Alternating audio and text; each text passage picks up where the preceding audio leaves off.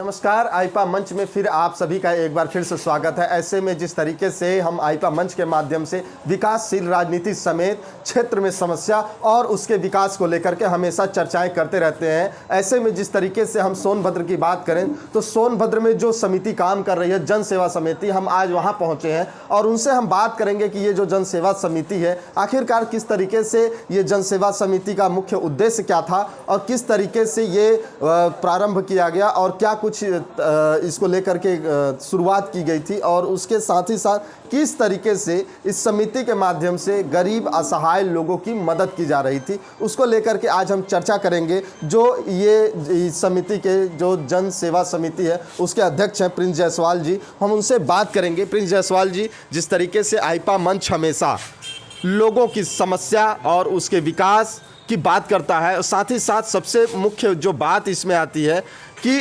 विकासशील राजनीति की ये बात होती है, तो इसको लेकर के आज हम आपके पास पहुंचे हैं। तो किस तरीके से क्या कुछ है? मैं एक बार आपका जन सेवा समिति की तरफ से पुनः स्वागत कर अभिनंदन करता हूं। और जन सेवा समिति हमेशा ही अपने सामाजिक क्षेत्र में उन समाज के आखिरी पायदान पे खड़े हुए व्यक्ति तक अपनी योजनाओं को लाभ को पहुंचाती है। और हम लोग चाहते हैं कि समाज में अगर कोई ज़रूरतमंद, बेसहारा या कमज़ोर व्यक्ति है उसके लिए हम लोग हमेशा अग्रसर खड़े हैं। किस तरीके से क्या कुछ कब से प्रारंभ हुआ जो जन सेवा समिति है, कैसे आपने प्रारंभ किया, क्या कुछ वो दौर था, किस तरीके से इसको विचार आया कि ये समिति का गठन किया जाए, क्या कुछ रहा वो दौर?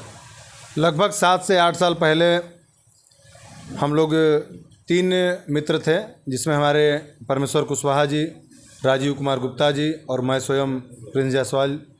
हम लोग 3 लोग एक जहाँ कहीं बैठे थे और अपने व्यापार को लेकर के चर्चा कर रहे थे।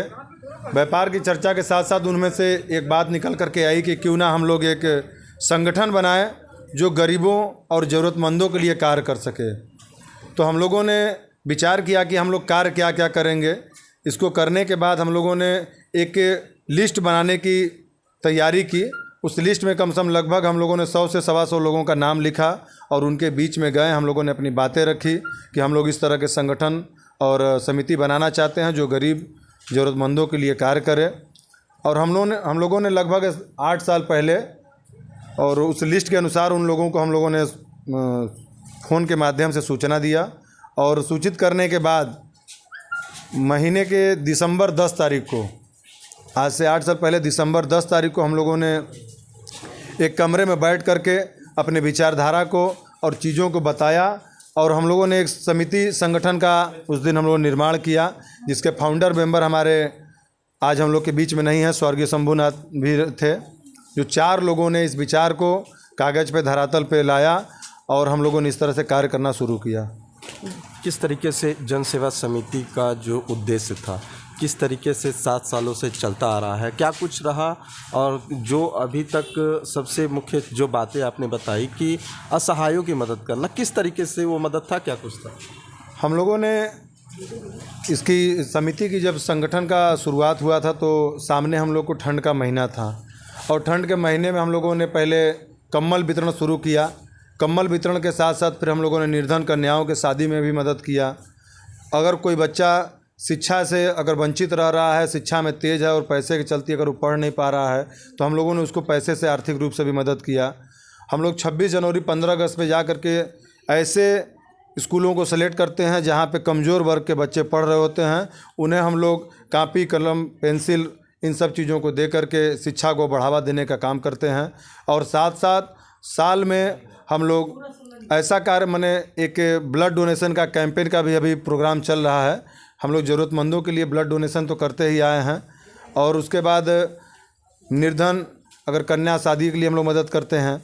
दूसरा आपका, अगर कोई व्यक्ति अगर मृत्यु हो जाता है, अगर उसकी अंतिम क्रिया करने के लिए अगर उन्हें आर्थिक रूप से अगर वो कमज़ोर हैं तो हमारी समिति द्वारा उन्हें कुछ पैसों से मदद करके उनके अंतिम क्रिया के भी हम लोग कार्य करते हैं। 2 साल तक कोरोना काल रहा, ऐसे में समिति द्वारा क्या कुछ काम किया गया था और क्या कुछ लोगों को जिस तरीके से चाहे कोरोना को लेकर के बचाव की बात की जाए, चाहे वैक्सीनेशन की बात की जाए, तो जिस तरीके से वो दौर था तो लोग अवेयर भी नहीं हो रहे थे कि लोग जो है कि घरों से बाहर न निकलें, और जो कि उत्तर प्रदेश सरकार, केंद्र सरकार लगातार प्रयास कर रही थी 2 गज की दूरी बनाएं, मास्क लगाएं, ऐसे में आपके क्या योगदान थे? जब ये कोविड-19 विश्व महामारी घोषित किया गया था तो बहुत सारे लोगों ने इसको कहीं ना कहीं अफवाह लिया, लेकिन जब उन्हें परिणाम स्वरूप अपने आसपास ऐसे व्यक्ति दिखने लगे तो लोगों ने इसको गंभीरता से लिया। और उसके बाद जब ये कोविड-19 जब लॉकडाउन देश में, प्रदेश में, क्षेत्र में लगना शुरू हुआ तो बहुत सारे ऐसे गरीब झुग्गी झोपड़ी में लोग निवास करते थे जिन्हें 1 जून की रोटी भी नसीब नहीं होती थी। उस समय जन सेवा समिति ने विचार करके लगातार इस शक्तिनगर परिक्षेत्र के आसपास हम लोगों ने खाद्यान्न सामग्री बंटवाया। अगर जिन्हें खाने की ज़रूरत थी उन्हें हम लोगों ने खाना भी बनवा करके बंटवाया। दूसरी बात, सरकार जब इसकी वैक्सीन बन गई तो वैक्सीन के प्रति भी तमाम अन्य राजनीति पार्टियां या अन्य लोगों ने इसके बारे में अफवाह फैलाया, लेकिन समिति ने सोशल मीडिया और मीडिया के माध्यम से लोगों को हमेशा जागरूक करने का काम किया।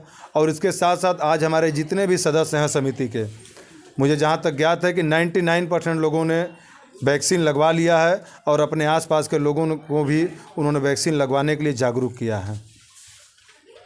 अभी जो तीसरा दौर जो चल रहा है कोरोना काल का, जो अभी नया वेरिएंट आया हुआ है, ऐसे में किस तरीके से आप लोगों को सुझाव दे रहे हैं, क्या कुछ मदद की भावना रख रहे हैं? जहाँ तक अभी हम लोग देख रहे हैं कि लोगों के ज़ुबान पे धीरे धीरे चर्चा तो चल रही है कि तीसरी लहर भी आनी बाकी है। मैं चाहूँगा कि मीडिया के माध्यम से मैं यही बताना चाहूँगा कि लोग तीसरी लहर को हल्के में न लें। जैसे कोरोना काल में कहीं ना कहीं लोगों के ऊपर आर्थिक, मानसिक, शारीरिक असर पड़ा, हो सकता है कि ओमिक्रॉन, जिसका नाम अभी तक मैंने मीडिया के माध्यम से देखा है कि ओमिक्रॉन के नाम से इस कोरोना का हम लोग नाम देख रहे हैं। मैं चाहूँगा कि इसे गंभीरता से लें, अपने सुरक्षा की दृष्टि से फेस मास्क ज़रूर लगाएं। अगर लगता है कि इसके लहर अगर शुरू हो गए हैं, सरकार के गाइडलाइन का पालन करें, बचाव रखें और फेस मास्क और आपका सैनिटाइज़र का प्रयोग ज़रूर करेंगे। जिस तरीके से आपने इस समिति का गठन किया है, शक्तिनगर क्षेत्र में आप जो है कि लोगों को, जो असहाय लोग हैं उनकी मदद करते हैं, तो क्या लगता है कि जो और भी जिले और भी क्षेत्र हैं जिले के, वहाँ पर भी क्या छोटी मोटी समितियाँ इस तरीके की होनी चाहिए, तो क्या लाभ हो सकता है लोगों को? मुझे लगता है कि आज अगर मीडिया के साथ साथ सोशल मीडिया की भी भूमिका बहुत बड़ी बढ़ चुकी है और हम लोग जन सेवा समिति के माध्यम से देखते हैं, हमारा फेसबुक पेज भी बना हुआ है, ट्विटर अकाउंट भी बना हुआ है, और हम लोग देखते हैं कि ऐसे सोनभद्र में या अन्य ज़िलों में तमाम ऐसे छोटी छोटी संगठनें चल रही हैं जो गरीबों के, ज़रूरतमंदों के लिए वो कार्य कर रही हैं। मैं ऐसे तमाम संगठन, सोसाइटी को बधाई देना चाहूँगा कि आप इसी तरह चढ़ बढ़ करके समाज सेवा में कार्य करते रहें और जन सेवा समिति भी अपने कार्य को हमेशा आगे बढ़ाती रहेगी। तो ये थे हमारे साथ प्रिंस जायसवाल, जो लगातार क्षेत्र में जन सेवा समिति के माध्यम से लोगों की मदद कर रहे हैं। चाहे वो बरसात के महीने में छाता वितरण की बात की जाए, चाहे जिस तरीके से ठंड का जो समय है, ऐसे में जिस तरीके से गर्म कपड़ों की अगर बात कर ली जाए, चाहे नंगे पैरों की बात कर ली जाए, तो उनकी भी सहयोग लगातार करते हुए रहते हैं। और हम आपसे ये बताना चाहते हैं कि जिस तरीके से जन सेवा समिति कार्य कर रही है, तो कहीं ना कहीं क्षेत्र में एक अच्छा संदेश भी जा रहा है और लोगों की भी जुड़ाव जन सेवा समिति की तरफ हो रही है। लगातार आईपा मंच देखने के लिए, आईपा मंच से लगातार खबरों को देखते रहने के लिए आप हमारे इस चैनल को सब्सक्राइब कर सकते हैं। सोनभद्र से प्रवीण पटेल।